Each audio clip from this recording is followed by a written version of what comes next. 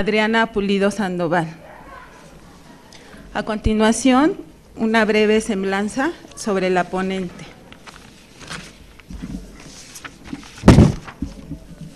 Adriana Pulido es socia fundadora del grupo Sustentarse. Cuenta con más de 14 años de experiencia en temas de responsabilidad social y 10 como voluntaria. Actualmente es responsable de definir las metodologías y estrategias que Sustentarse ofrece a sus clientes. Tiene estudios de maestría en responsabilidad social y una licenciatura en psicología por la Universidad Anáhuac. A lo largo de su trayectoria ha trabajado para el gobierno federal, el sector privado y en organizaciones de la sociedad civil. Destaca su participación en las mesas de trabajo en México para temas de anticorrupción, impulsadas por el Pacto Mundial y por la Oficina de las Naciones Unidas contra la Droga y el Delito. Es profesora de la Universidad Anáhuac para la maestría de responsabilidad social y consultora acreditada para la herramienta de autodiagnóstico basada en ISO 26000 de Red Puentes. Ha participado en diversos programas de radio especializados y es responsable de la sección Esfera Privada en la revista Granito de Arena Somos México.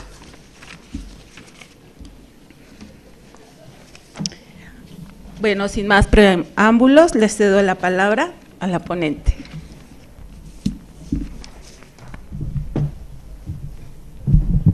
Muchas gracias. Pues antes que nada agradecer a la Universidad Anáhuac por la invitación y por darme este espacio para compartirles toda la integración que se hizo a través de este libro de temas de responsabilidad social en Latinoamérica. Y para eso me gustaría hablarles un poquito de la edición. Este libro es un producto de los trabajos realizados para capacitación en responsabilidad social para pymes del programa Alinvest. Alinvest es un programa de la Comisión Europea para América Latina. Es uno de los más importantes que tiene y busca la cohesión social, busca poder impulsar la innovación en las pequeñas y medianas empresas, busca poder hacer sesiones de networking con sus homólogas en la comunidad europea y así intercambiar experiencias en diferentes temas. Y en esta ocasión el tema que trabajamos pues fue la responsabilidad social. Y toda la metodología que se llevó a través de este programa pues tuvo una duración de varios meses. La Comisión Europea aportó un donativo, por así decirlo, a Alinvest, que gestionó todo este programa de manera gratuita para pymes en diferentes países de Latinoamérica.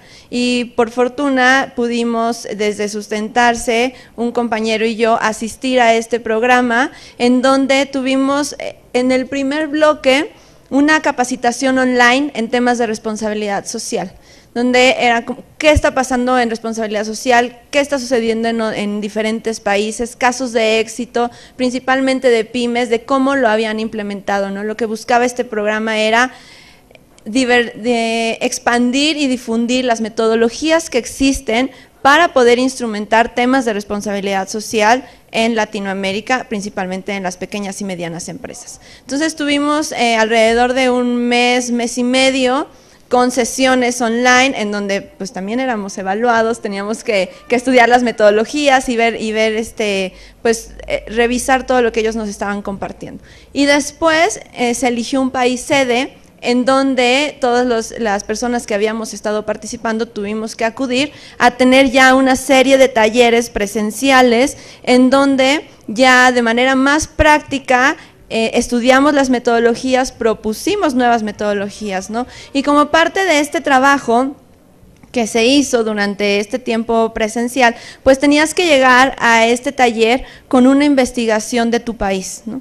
¿Qué era lo que pasaba en temas de responsabilidad social en tu país? Porque había que presentarlo, ¿no? Al final íbamos a estar una semana completa, 6, 8 horas al día trabajando en estos temas, compartiendo e intercambiando experiencias, ¿no? Entonces uno tenía que ir pues muy empapado de lo que estaba sucediendo, ¿no? Y de cuál era el contexto en el que nos estábamos moviendo. Y bueno, derivado de esto, pues nos pidieron que realizáramos este trabajo, en donde, pues aquí ya entra un poquito la participación, ¿no? Tengo que hacer o destacar que el libro es la integración de estos trabajos. La integración de la participación de México, que en este caso la escribí yo, la participación de Argentina, de Brasil. Les voy a mencionar los países que ustedes pueden encontrar en esta edición, para que también, si tienen un particular interés por entender lo que está pasando en ese país, pueden ir a consultarlo, ¿no? Está Argentina, está Brasil, está Bolivia, está Costa Rica, El Salvador, Guatemala, México, Perú, Venezuela, y me parece que son todos los países. Entonces, cada uno de ellos pues hizo una breve descripción de qué era lo que estaba sucediendo y cuál era el contexto en el que nos estamos moviendo, ¿no?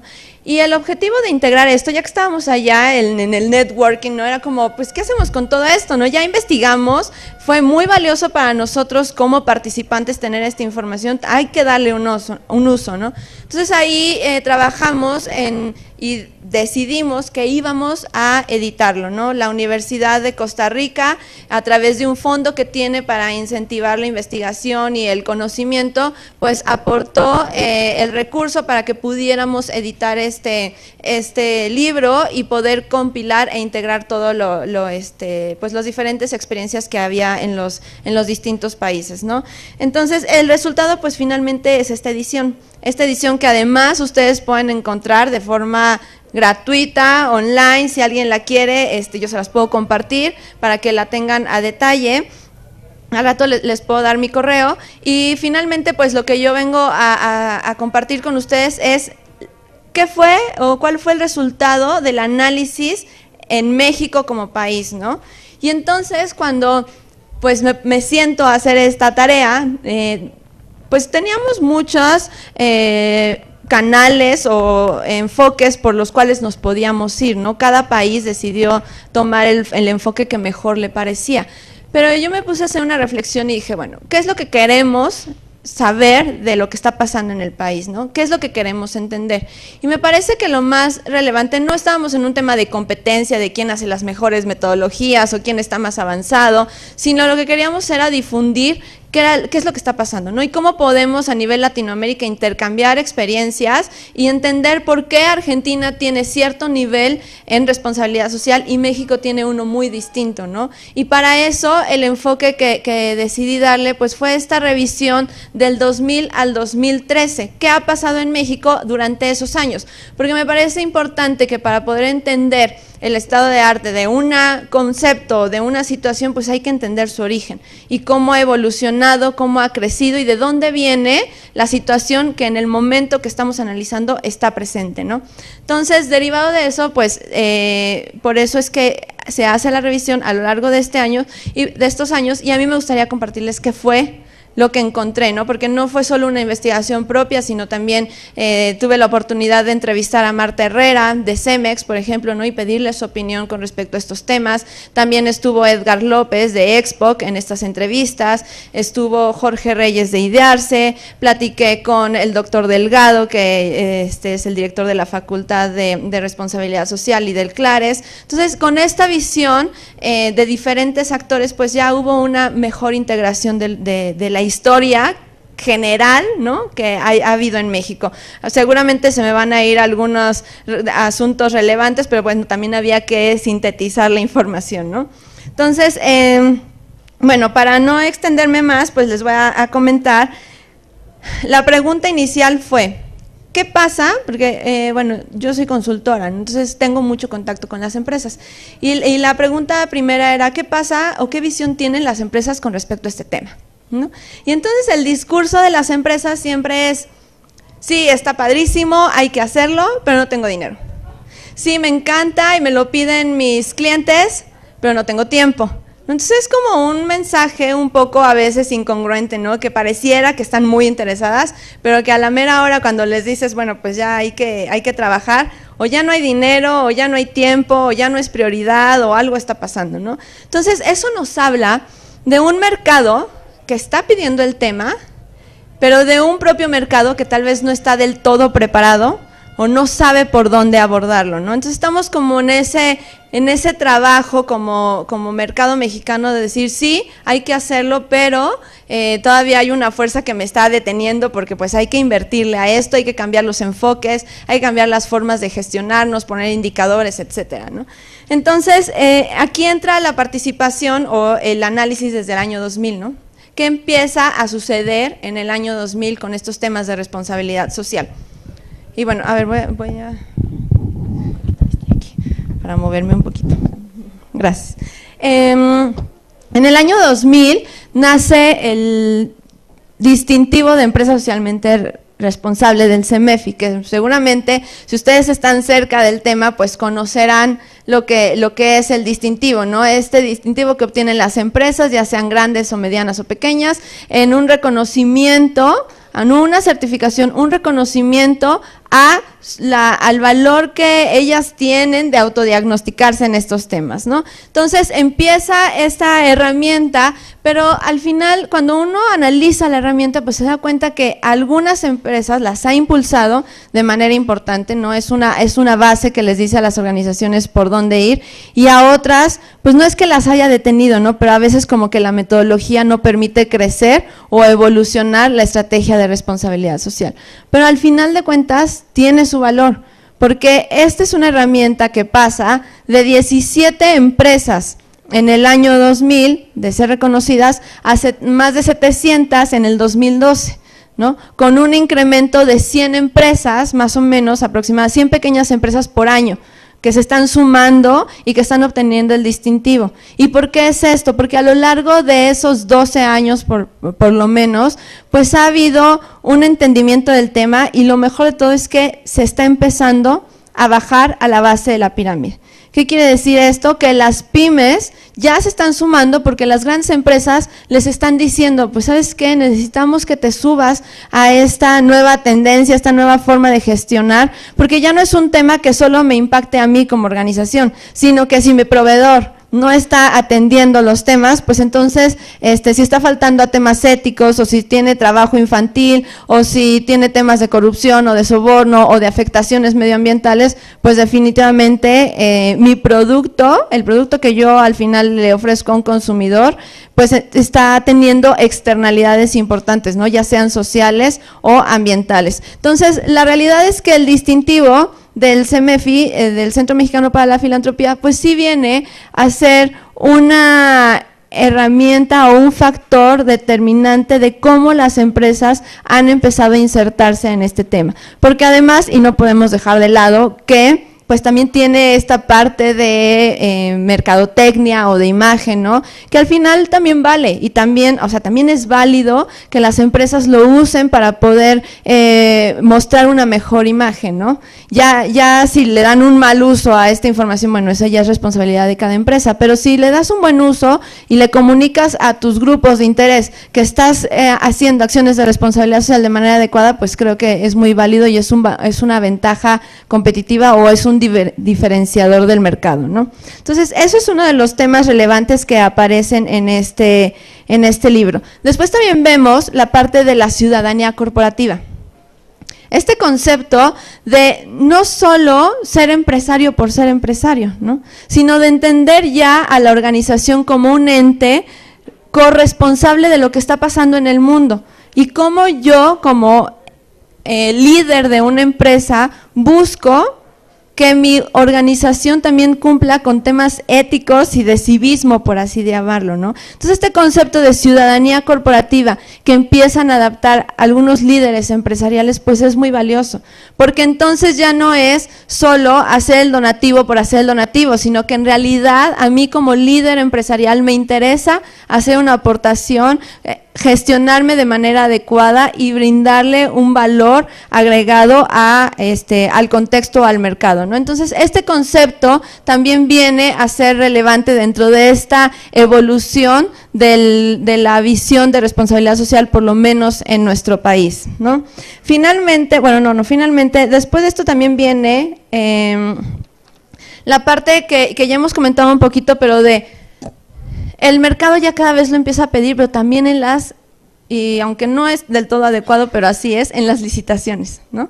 ya hay algunas licitaciones en las que se empieza a integrar los conceptos de responsabilidad social. Entonces, estás cumpliendo con temas de desde donativos y voluntariados hasta cómo estás operando o qué estás haciendo con tus impactos ambientales, ¿no? Y no me refiero solo a los temas de ley, porque pues obviamente hay cierta legislación que hay que cumplir, ¿no? En el tema, por ejemplo, medioambiental, sino que también hay cosas que ya estas licitaciones, estos contratos empiezan a pedir más allá, y es ahí cuando el mercado empieza a activarse, ¿no? Ya no es solo un tema de buena voluntad, sino de que es buena voluntad sumada a un mercado que me lo está pidiendo, sumada a un grupo de interés que también me lo está pidiendo, que en este caso podrían ser los consumidores, y entonces yo siempre, bueno, a veces les digo a los clientes, se empieza a hacer como un sándwich, ¿no?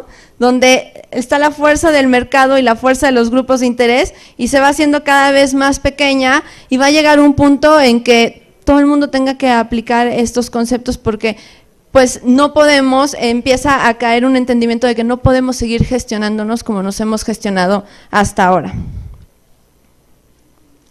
Después vienen estos nuevos modelos de gestión que, por ejemplo, hay empresas que han, estas 773 empresas, ¿no? que tienen el distintivo, pues de una vez que empiezan, ya no se pueden ir para atrás, ¿no? Entonces esa es una de las enfoques o de las ideas que salieron también y que están plasmadas en este capítulo, ¿no? O sea, las empresas que han empezado con el distintivo de empresa socialmente responsable ya no es tan fácil que se vayan para atrás, porque ya tienen un compromiso público con sus grupos de interés, y lo estén haciendo bien o mal, el compromiso ya está ahí, ¿no? Y esos grupos de interés que además cada vez son más conscientes, pues entonces empiezan a pedir más, ¿no? Y ya son más críticos de si estás cumpliendo con lo que me dijiste que hacías del producto verde, o la realidad es que no, o sigues haciendo pruebas con animales y entonces ya no te creo tanto y ya no soy tan leal a tu marca, ¿no? Entonces, esa parte también de empezar con estos temas y no poder parar, eso también está ayudando, porque es como una espiral que conforme va avanzando, pues va tomando fuerza, ¿no? Y eso es una ventaja, porque si sabemos que ya hay casi 1000 empresas, por lo menos, con el distintivo de CEMEFI, pues esas 1000 empresas ahí siguen, ¿no? Y aquí entra otro factor importante, la misma metodología del distintivo que no ha evolucionado a la par de lo que ha evolucionado el mercado y las empresas en temas de responsabilidad social, ¿no? Porque también se plasmó en la edición, pues no todo en el país ha sido positivo, ¿no? Y CEMEFI ha recibido algunas críticas, ¿no? De que quisieran que la metodología fuera mucho más consistente. Entonces, eso también es significativo en esta evolución, porque tal vez podríamos estar mucho más adelantados en temas de responsabilidad social si la metodología fuera mucho más fuerte. Habría un nivel de confianza mayor y habría un compromiso mayor por parte de las empresas, ¿no? En cambio, hay unas empresas que siguen confiando en este distintivo y otras que en algún momento sí se separaron del distintivo, ¿no? Se habían postulado por X número de tiempos y llegó un momento en que dijeron, ya decido no seguir porque me conviene más seguir con mi propia metodología que seguirme apegándome a esta, ¿no? Que en algunos momentos se percibe tal vez no tan confiable. Y el CEMEFI lo sabe, esto no es como nada nuevo, lo que pasa es que pues también el mercado está impulsando a que ellos mismos pues fortalezcan su metodología, ¿no? Porque además pues empiezan a sumar a este periodo de años, ¿no? Desde el 2000, pues otras herramientas. Y ya esa es la segunda herramienta que viene en esta edición, el Pacto Mundial. Tanto el CEMEFI como el Pacto Mundial son herramientas de gestión. Entonces, el Pacto Mundial había tenido una serie de años en los que había habido una persona representante del pacto, no había recursos o no había interés, yo no sé cuál haya sido la razón, pero esta persona se va. Y entonces en México se queda como el Pacto Mundial al aire, ¿no? Alrededor de 200 organizaciones que pues no tenían en realidad alguien que impulsara la red a nivel local. Y en el 2011 llega Rodolfo Sagaón con la representante de la red local del Pacto Mundial de la ONU con el mandato de reactivar la red en México. Y eso también fue muy importante porque todo el mundo o muchos conocíamos el Pacto Mundial, pero no sabíamos qué pasaba, ¿no? Y era una herramienta, bueno, sigue siendo una herramienta muy valiosa, pero todos nos quedamos, pero pues no hay nadie que le dé seguimiento, no hay nadie que nos informe, no hay nadie que nos motive, nos invite, ¿no? Entonces era una herramienta que estaba ahí como guardada en el cajón. Y en el 2011, cuando llega Rodolfo, pues empiezan a hacer una serie de trabajos bastante interesantes, ¿no? Donde ya hay más foros, hay más networking, hay una cara que ponerle al Pacto Mundial, y en un lapso de 2 o 3 años se incrementa un 63% el número de organizaciones que están apegadas al Pacto Mundial. Esto quiere decir que pasamos de unas 200 y cacho de organizaciones que estaban a más de 600, y no figurábamos dentro de los 5 países con mayor adhesiones al Pacto Mundial, y ahora estamos en el 3er lugar, ¿no? Entonces el trabajo que se ha hecho ha sido muy importante, y si ustedes escuchan a Rodolfo, la visión que tiene ahora del Pacto Mundial ya no es solo sumar, sino también consolidar, ¿no? Porque estaría mal de su parte querer solo sumar y que todo lo estuvieran haciendo a medias, sino ahora el segundo objetivo que se tiene es consolidar esas 600 organizaciones que ya están ahí apegadas al Pacto Mundial. ¿Cómo vamos a hacer que fortalezcan su estrategia de responsabilidad social y lo que están haciendo en estos temas, ¿no? Entonces, ese también es un factor muy importante que viene a incentivar la participación de las organizaciones, porque además, a diferencia del distintivo, que al distintivo sí hay que invertirle un cierto monto, por lo menos para participar, en el Pacto Mundial, si eres una empresa pequeña, pues no es del todo obligatorio de entrada, ¿no? Entonces, eso también ayuda a que las empresas, de una manera mucho más amigable, empiecen a ingresar a estos temas. Después viene, pues obviamente, no podía dejar atrás, la creación de la Facultad de Responsabilidad Social, ¿no? Empezamos en el 2006 con la primera generación de la maestría, y ahora sí que sí puedo decir que empezamos, porque yo pertenezco a la primera generación. Juan Carlos me hizo la entrevista y me dijo, está bien, te voy a dar chance. Y entonces la creación de la maestría pues también es súper importante, ¿no? Porque, y hago un paréntesis, cuando yo ingresé a la maestría fue porque yo venía de un viaje fuera del país en donde quería hacer la maestría, y resulta que de la investigación que yo tenía solo había maestrías en Europa, principalmente en España, y yo ya no quería seguir fuera del país, ¿no? Entonces, pues llego a México en el 2006 y me llega el correo de la universidad y pues salgo corriendo a ver a Juan Carlos, ¿no? Pero el tema es, o sea, ese talento que podía estarse formando, se estaba formando fuera del país, ¿no? Y ahorita ya tenemos la primera facultad de responsabilidad social a nivel, me atreveré a decir, y si no me corriges, Latinoamérica, ¿no? En donde ya existe la maestría, y en el 2011 nace la licenciatura y el doctorado, ¿no? Y bueno, por supuesto que está la maestría online aquí también con Israel, que la ha impulsado mucho. Entonces, el trabajo que ha hecho el doctor Delgado y todo su equipo en impulsar esos temas, por lo menos aquí en la universidad, pues ha permeado a nivel nacional, ¿no? Porque ya también existen pues algunas maestrías e ingenierías en el tecnológico, ¿no? En las universidades de Monterrey, algunas están haciendo diplomados, porque claro que las universidades no se quieren quedar atrás, ¿no? Es un factor también diferenciador, y la academia tenía que poner su parte, ¿no? Ya teníamos ahí las herramientas, les platiqué del Pacto Mundial y del CEMEFI, las herramientas de gestión. Ahora me estoy migrando a la parte de la academia, ¿no? Y ahorita les voy a hablar de las evaluadoras. Entonces, la academia hace toda la diferencia. Ya hay talento allá afuera que conoce el tema, todas las cabezas y las direcciones y las gerencias que estaban en las empresas llevando los temas de responsabilidad social eran crecidas y aprendidas desde la organización, ¿no? Si de tú me caíste bien, o más bien me caes mal, éntrale a este tema, ¿no? O tú del área contable o de recursos humanos, o sabes que te iba a correr pero no te puedo correr, entonces mejor te cambio de área y te pongo en responsabilidad social.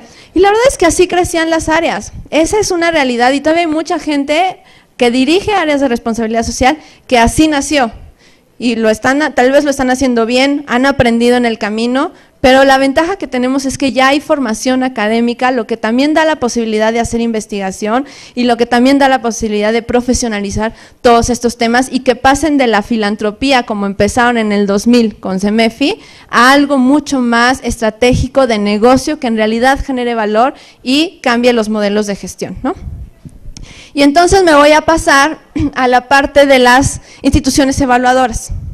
Las instituciones evaluadoras principalmente me voy a enfocar en el IPC sustentable de la Bolsa Mexicana de Valores, que también hace toda la diferencia, ¿no? Cuando llega el IPC sustentable, pues tardó yo creo que unos 2 o 3 años de que nos enteramos que iba a salir a que saliera, ¿no? Porque las emisoras, las empresas que estaban en la bolsa, pues no estaban preparadas, no tenían el nivel que una metodología financiera con un enfoque de sostenibilidad estaba pidiendo. Y entonces hubo que esperarlas, porque pues había unas empresas que no iban a salir y que tenían que salir, ¿no? A fuerzas, entonces habría que esperarlas. Pero lo importante es que este IPC nace, que después de varias discusiones seguramente corporativas, de las mismas áreas, de los mismos empresarios, decir, no me interesa este tema, pero tampoco no puedo no aparecer en el IPC sustentable porque soy de las empresas más grandes del país, ¿no? Entonces, esta disyuntiva de, pues lo tengo que hacer contra el nunca me había interesado y no sé ni por dónde empezar, ¿no? Pero al final sale, y la verdad es que justo hoy en la mañana estuve en un foro con la Bolsa Mexicana de Valores, y aunque yo ya tenía el dato, pues cada vez que uno escucha los números los confirma, ¿no? Y entonces resulta que el IPC, el índice normal de la Bolsa Mexicana de Valores, pues tiene un rendimiento del 118% contra el IPC sustentable del 190%. Entonces, bueno, ¿cuál creen que fue mi primera pregunta hoy en el desayuno? ¿Cuándo va a salir el track bursátilmente para que le pueda yo invertir? Porque, o sea, es una oportunidad que no se puede uno perder. Y la verdad es que ha sido consistente así. Ellos desde el 2008, aunque el índice salió en el 2011, se hace un estudio retroactivo, ¿no? Y desde el 2008 el rendimiento que ha tenido este IPC es bastante bueno, ¿no? Entonces, eso, digo, fuera del tema económico y que nos pudiera interesar, lo que es relevante resaltar es ¿por qué está teniendo ese rendimiento? ¿Por qué está teniendo esa aceptación? Tan simple como porque allá afuera, en el mercado, en la economía, hay personas que se están interesando en solo poner su dinero en empresas que cumplan con temas de sostenibilidad. Entonces ya solo hay fondos de inversión que solo ponen su dinero en ese tipo de empresas, ¿no? Y de hecho, la persona que fue a hablarnos de la Bolsa de Valores dijo, seguramente el IPC regular va a desaparecer en un par de años, porque ¿en qué cabeza cabría ya solo invertir en temas económicos y no en empresas que cumplan con lineamientos de sostenibilidad, ¿no? Yo no sé si eso va a pasar en 5 años, en 10 o en 30, pero un razonamiento lógico, pensando desde la parte consciente y humana del mundo que estamos viviendo, pues nos diría que sí va a suceder eso, ¿no? Que el IPC va tal vez a desaparecer para quedarse solo el IPC sustentable y unas inversiones mucho más responsables, ¿no? Entonces, me gusta como hacer esta recapitulación en donde vemos que está la parte de las herramientas de gestión, tanto nacionales como internacionales, para pasar a la parte académica, ¿no? Donde también ponen su granito de arena, y donde también está la parte de las evaluadoras, ¿no? Cómo esto incentiva a los CFO, a los CEOs, a que sigan trabajando en estos temas, ¿no? Y entonces, cuando uno hace una recapitulación de lo que ha pasado en México en temas de responsabilidad social y si estamos bien o mal, pues esa pregunta ya no tiene sentido, ¿no? Ya no tiene sentido preguntarnos, ¿estamos bien? ¿Estamos mal? ¿Tenemos un buen nivel? ¿No lo tenemos? No, entendamos la historia y el contexto de cómo hemos evolucionado, y personalmente desde esa visión creo que lo hemos hecho muy bien como país, ¿no? O sea, yo estuve leyendo todo el estudio y la integración de los demás trabajos, y la verdad es que muchos hablaban de, pues sí, tenemos este centro y tenemos este otro centro y tenemos quién sabe qué y este indicador, pero la realidad es que esta visión completa, ¿no? De tener la parte académica, de tener la parte de las herramientas, de tener la parte de la evaluación, pues pocos países lo tienen, ¿no? Entonces, el trabajo que se ha hecho en México ha sido bastante valioso, y lo mejor es que se sigue haciendo, ¿no? Está el ISO 26000, que si ustedes lo conocen, pues es una guía, ¿no? No es una certificación, Pero al final de cuentas, México es de los pocos países que ya tiene una herramienta de autodiagnóstico basada en ISO 26000, donde participaron más de 80 expertos en diferentes temas, priorizamos, desarrollamos matrices, una serie de cosas que si fuéramos a presentar a ISO 26000, pues estarían muy contentos del trabajo que se ha hecho con esa herramienta, ¿no? Porque hay otros países que pues, ni siquiera han figurado en nada, porque como no es certificable, pues no les interesa, ¿no? O por ejemplo, el tema de las auditorías sociales, ese ya no está en la publicación, pero creo que vale la pena comentarlo, ¿no? Porque en el último año, este análisis está hecho hasta el 2012, pero 2013 y 2014 ya están habiendo muchas más auditorías sociales. ¿Y qué quiere decir esto? Que ya las empresas ya no solo le piden a su proveedor que cumpla con ciertos temas y pues porque está padre, ¿no? Porque los quieren sumar, sino porque ya van y te dicen, tienes un requerimiento de auditoría social, ¿no? Entonces, hay un cliente que tuvo 4 auditorías sociales el año pasado. 4. O sea, 4 cuando algunas empresas siguen sin tener ninguna y algunas ni siquiera saben lo que significa la auditoría social, ¿no? Entonces, volvemos a la parte de las herramientas de gestión, la academia, las evaluadoras, la auditoría se suma a este proceso de evaluación, ¿no? También como un recurso para empezar a poner más profesionalismo al tema, ¿no? Entonces, pues esto es lo que ustedes pueden encontrar en esta publicación como esta, digo, ahorita tal vez le metí más cosas, ¿no? Pero en el fondo esto es lo que se publicó en esta edición, aportando esta visión de México de cómo hemos evolucionado en esos últimos 12 años y cómo ha crecido, y creo que si uno hace ese estudio de esos últimos 12 años puede entender hacia dónde vamos a ir y podemos tener la seguridad de que vamos por buen camino. Tal vez no tan rápido como algunos quisiéramos, pero vamos por buen camino, ¿no? Entonces, pues yo los invito a que la lean, ¿no? A que vean qué están haciendo en otros países, porque es importante estar actualizados, es importante saber qué se está haciendo en otros lugares para poder intercambiar, hacer networking. La ventaja del tema que trabajamos es que lo trabajamos desde un contexto de cooperación y eso hace toda la diferencia. Yo me puedo sentar, o si yo fuera el área de responsabilidad social de CEMEX, seguramente me puedo sentar con el área de responsabilidad social de ICA y con el área de responsabilidad social de alguna otra cementera constructora, porque estamos en un ambiente de cooperación y eso no lo podemos desaprovechar. Entonces, de verdad lean la publicación y pues yo también los invito a que escribamos, ¿no? Hace mucha falta escribir sobre estos temas desde la experiencia y no solo desde la teoría, ¿no? Entonces, los invito también a que escribamos. Y pues muchas gracias, no sé si me pasé o algo.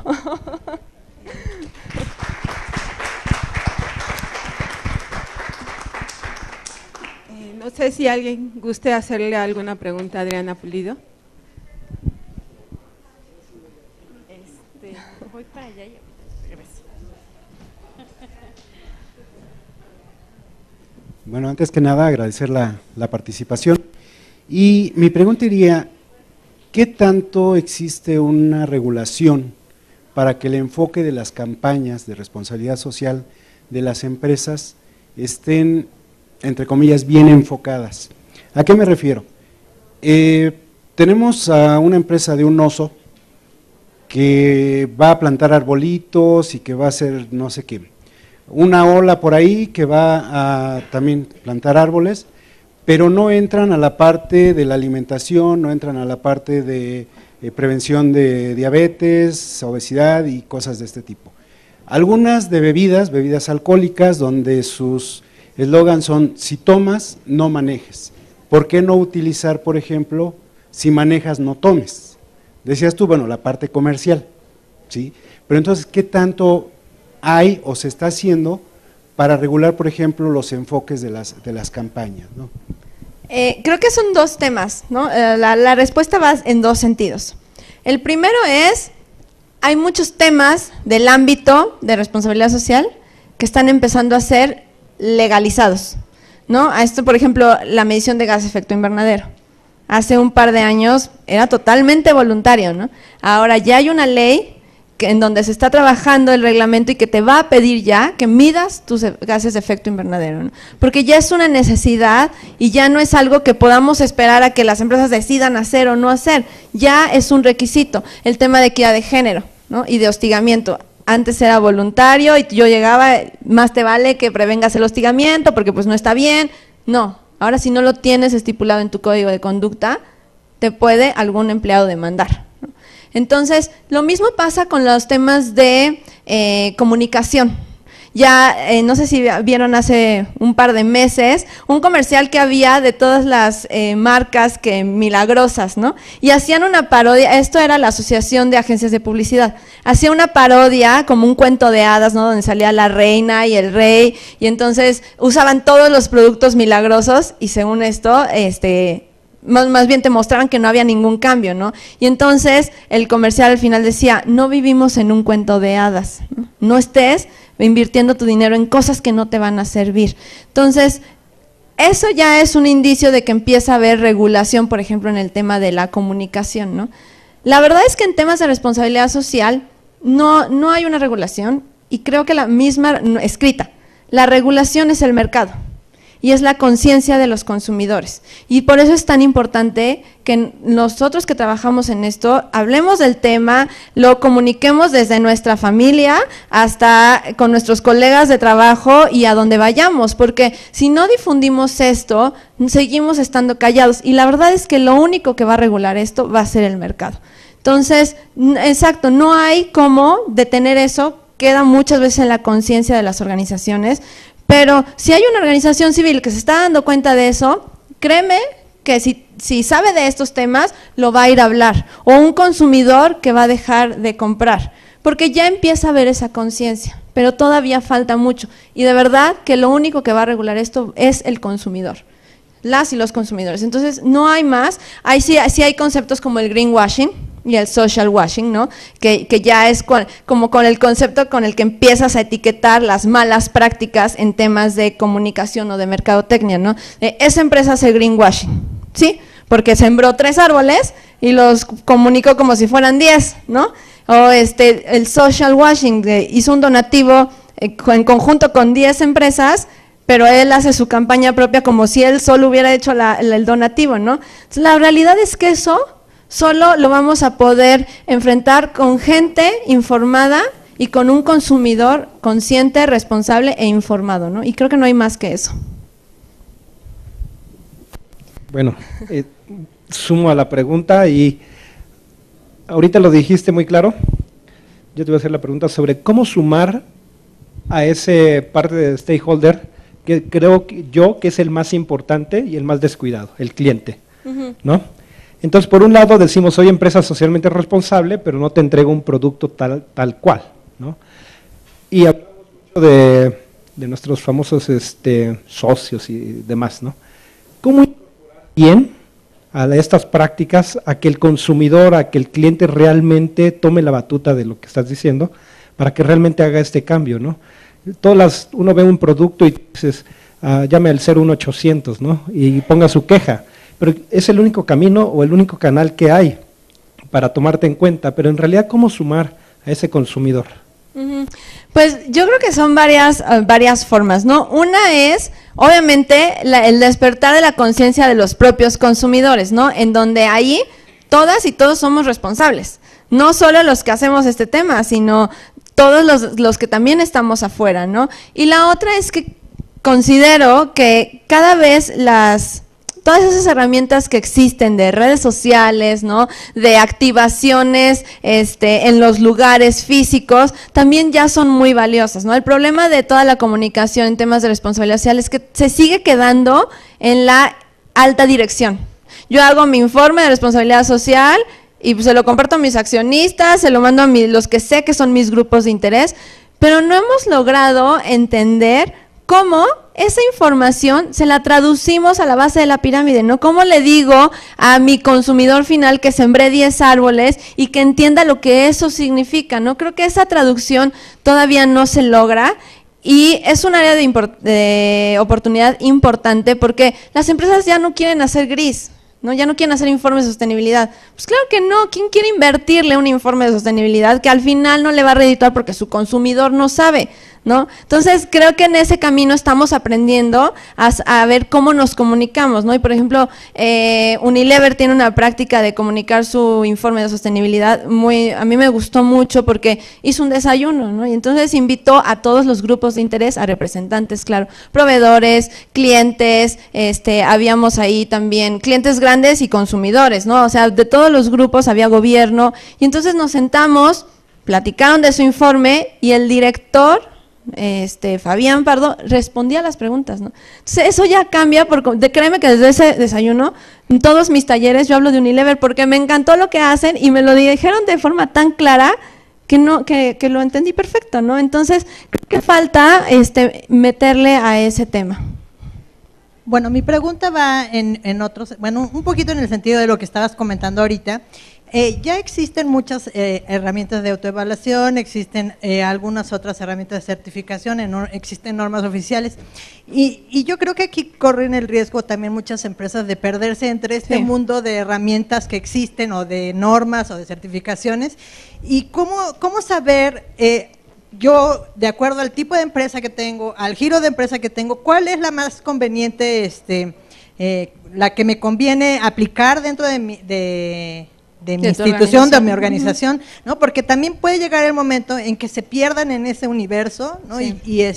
Y que a lo mejor se metan con SA8000, SA8000, sí, el ISO 26000, se metan con GRI, están en el Pacto Mundial, están con lo de CEMEFI, y a lo mejor no las conozco a fondo todas ellas, como sea la normatividad, pero quizá yo he visto un aspecto que no toca o no lo he encontrado muy clara en ninguna de ellas, por ejemplo, es la parte de comunicación. Sí, bueno, de hecho sí, el GRI es una herramienta de transparencia y reporteo, ¿no? Pero no habla de esta traducción. La ISO 26000 tiene un apartado, pero tampoco lo lleva tanto a la ejecución, ¿no? Y creo que en esa parte sí tienes razón. Tomando la otra pregunta que fue la inicial, y qué bueno que la haces, porque si yo pudiera complementar este estudio, este breve capítulo de esta historia, en el 2014 metería el G4, porque el G4 es la respuesta a lo que tú estás diciendo. El G4 en su metodología, si conocen el GRI, pues antes pedía una serie de indicadores que tenías que reportar, ¿no? La diferencia inmensa con el G4, y que fue una de las cosas que hoy en la mañana algunas empresas se quejaban, era, nos están pidiendo que reportemos con base en nuestra materialidad. ¿Y qué es la materialidad? Es hacer un análisis de riesgo, hacer un diálogo con grupos de interés, y a partir de eso determinar tus asuntos relevantes. Entonces, sí, la responsabilidad social no va para ser más sencilla, se está yendo para hacerse más compleja, pero la realidad es que es compleja, pero es valioso, porque yo no puedo estar reportando o estar trabajando sobre, no sé, miles de herramientas que existen y de leyes que salen cada día más, ¿no? Sino que tengo que entender cuáles son mis áreas de riesgo, qué me están diciendo mis grupos de interés que necesitan que trabajemos, y con base en eso definir mis asuntos relevantes y la materialidad. Entonces, la realidad es que las herramientas son valiosas, tienen diferentes usos, ¿no? Algunas son certificables, otras son de distintivos, otras son de reporteo, pero la realidad es que lo más importante es que hay que definir un modelo de sostenibilidad basado en la materialidad. Y el modelo de sostenibilidad es el modelo de negocio con un enfoque de sostenibilidad. No es mi modelo de sostenibilidad donde hablo del medio ambiente, la parte social y la parte económica, y todo está muy lindo, y aquí tengo mis objetivos de negocio, ¿no? Y entonces sí atiendo este tema, pero mis objetivos de negocio no me los toques. No, es un solo modelo de negocio con metido en la sangre y en el core los temas de sostenibilidad, ¿no? Y la verdad es que hay muy pocos modelos que yo he visto que cumplen con esto. Una iniciativa muy interesante que ustedes pueden revisar es la del World Business for Sustainability Development, creo que así se llama, si no ahorita se los confirmo, que tiene la visión 2050 y la agenda 2020. Y entonces hay una serie de empresas que están sumadas a esta iniciativa, que no es una herramienta, es una iniciativa de hacia dónde debemos de ir como empresas, y a partir de eso las empresas definen sus modelos de negocio con esa visión. Entonces, si ustedes revisan el modelo de negocio de FEMSA o el modelo de negocio de Syngenta, o el modelo de negocio de Unilever, se los juro que está clarísimo. O sea, el modelo de negocio de estas 3 empresas que les mencioné es 2020, y cuando uno lo lee, dice, sí, ahí está el negocio, pero sí tiene temas de sostenibilidad. Y eso es a lo que deberíamos aspirar, ¿no? No a las herramientas tal cual. ¿Alguien más desea preguntar?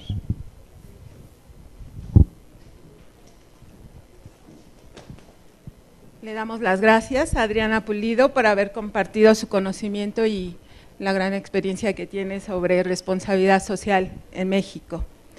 La Universidad de Anáhuac le va a dar un reconocimiento por su participación y un pequeño presente, es una medalla conmemorativa del 50 aniversario. Muchas gracias. No, pues a mí nada más me queda como agradecerles que hayan estado aquí, que hayan escuchado, invitarlos otra vez a que escriban, a que lean el estudio y a que todos pongamos nuestra aportación con el ejemplo y con nuestro trabajo diario, ¿no? Y pues muchas gracias por el espacio.